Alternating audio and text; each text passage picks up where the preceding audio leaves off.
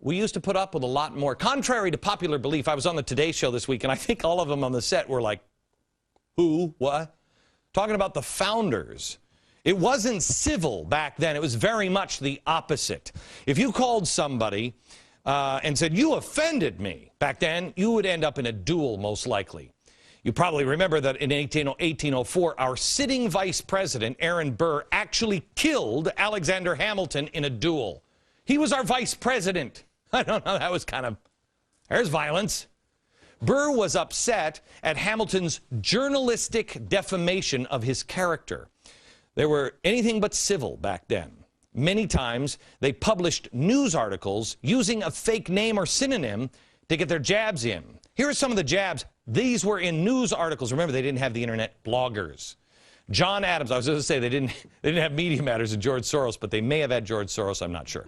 John Adams was ripped, see now that was unkind, wasn't it? Yes, was ripped as a repulsive pendant, a hideous hermaphroditical character, mentally deranged, blind, bald, crippled, and toothless. But today's rhetoric is so out of control. Do you know that Sarah Palin said community organizing was not sufficient prerequisites to have the office of the President of the United States? Here's another attack on Alexander Hamilton. I love this. He was a self-created monster. He was an adulterer. He was haunted by whores, and he haunted them in return. These are all quotes. He was a monster of monsters. In pollution, skilled, immersed in mischief, brothels, funds and banks, lewd. He was a slave to lust, afforded consolation to the mourning whores.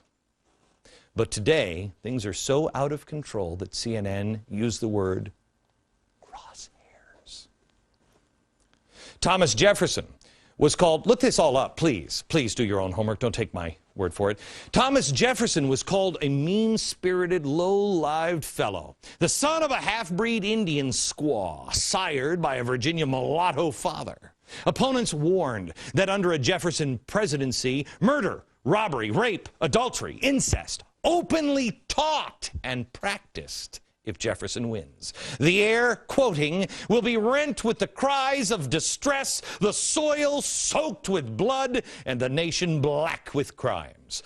Quote, are you prepared to see your dwelling in flames, hoary heads bathed in blood, female chastity violated, and children, I love this one, writhing on a pike?